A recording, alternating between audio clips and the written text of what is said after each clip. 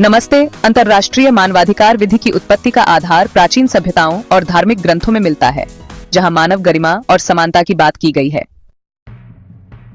लेकिन आधुनिक मानवाधिकार विधि का विकास विशेष रूप से द्वितीय विश्व युद्ध के बाद हुआ।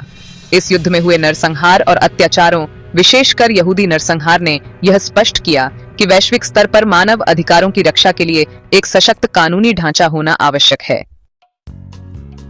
मुख्य विकास क्रम 1, संयुक्त राष्ट्र चार्टर 1945। इसमें पहली बार अंतर्राष्ट्रीय स्तर पर मानव अधिकारों की रक्षा का उल्लेख किया गया। 2, विश्व मानवाधिकार घोषणा 1948। यह मानव अधिकारों के क्षेत्र में मील का पत्थर है। इसमें जीवन, स्वतंत्रता, समानता, शिक्षा, स्वास्थ्य आदि के अधिकारों को मान्यता दी गई। 3, 2 प्रमुख अंतर्राष्ट्रीय संधियां 1966 नागरिक एवं राजनीतिक अधिकारों पर अंतर्राष्ट्रीय अनुबंध ICCPR और आर्थिक, सामाजिक और सांस्कृतिक अधिकारों पर अंतर्राष्ट्रीय अनुबंध ICSCR।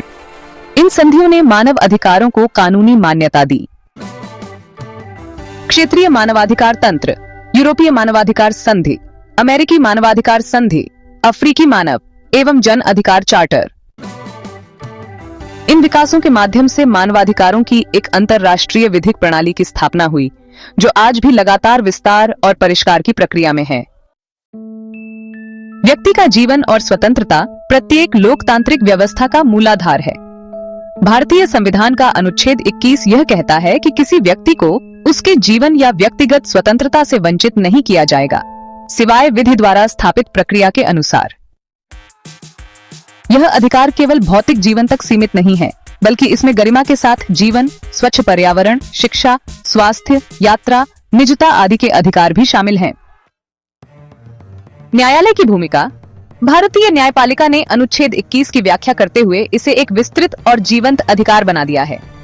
मनका गांधी बनाम भारत सरकार एवं KAS पुट्टस्वामी बनाम भारत संघ जैसे मामलों में यह स्पष्ट किया गया कि यह अधिकार केवल जीवन की रक्षा नहीं करता, बल्कि जीवन की गुणवत्ता सुनिश्चित करता है।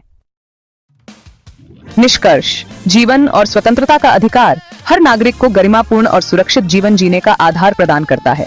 ये लोकतंत्र और मानवाधिकारों की आत्मा है।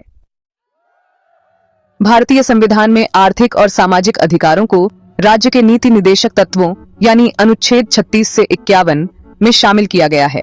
यद्यपि ये अधिकार न्यायालय में प्रवर्तनीय नहीं है, लेकिन ये शासन के लिए मार्गदर्शक सिद्धांत हैं। मुख्य आर्थिक एवं सामाजिक अधिकार। पहला, रोजगार का अधिकार। राज्य को सभी नागरिकों को आजीविका का साधन प्रदान करने का प्रयास करना चाहिए। दूसरा, शिक्षा का अधिकार। बच्चों को निशुल्क और अनिवार्य शिक्षा, जो अब अनुच्छेद 21A के तहत मौलिक अधिकार है। तीसरा, स्वास्थ्य और पोषण। जन स्वास्थ्य को बढ़ावा देना राज्य का कर्तव्य है। चौथा, न्यायपूर्ण मजदूरी एवं श्रमिकों का कल्याण। सभी को कार्य के लिए समान वेतन और सुरक्षित कार्यस्थल मिलना चाहिए। सामाजिक सुरक्षा और वृद्धावस्था में सहायता। हाल के वर्षों में न्यायपालिका ने कई नीति निदेशक तत्वों को मौलिक अधिकारों के साथ जोड़कर उन्हें प्रभावी बनाया है। उदाहरण स्वरूप, भोजन का अधिकार, शिक्षा का अधिकार और स्वास्थ्य सेवाएं। भारतीय संविधान के सामाजिक एवं आर्थिक अधिकार एक समतामूलक और कल्याणकारी राज्य की स्थापना की दिशा में महत्वपूर्ण भूमिका निभाते हैं। आतंकवादियों को मानवाधिकारों का संरक्षण नहीं दिया जाना चाहिए। क्या आप सहमत हैं? व्याख्या करें। यह कथन एक संवेदनशील और विवादास्पद विषय को प्रस्तुत करता है। आतंकवाद मानवता के विरुद्ध अपराध है और आतंकवादी कार्यकलापों से निर्दोष लोगों की जान जाती है, जिससे समाज में भय और अराजकता फैलती है। तर्क समर्थन में आतंकवादी स्वयं दूसरों के मानवाधिकारों का उल्लंघन करते हैं। यदि उन्हें समान अधिकार दिए जाए तो यह पीड़ितों के प्रति अन्याय होगा। यह राष्ट्रीय सुरक्षा के लिए खतरा हो सकता है। तर्क विरोध में। मानवाधिकार सार्वभौमिक और गैर भेदभावपूर्ण है। यदि किसी पर आतंकवादी होने का आरोप है, तब भी उसे निष्पक्ष सुनवाई का अधिकार मिलना चाहिए। कानूनी प्रक्रिया का पालन आवश्यक है, अन्यथा यह कानून के शासन के सिद्धांत को कमजोर करेगा। दोष सिद्धि से पहले किसी को आतंकवादी मान लेना न्याय के सिद्धांतों के विपरीत है।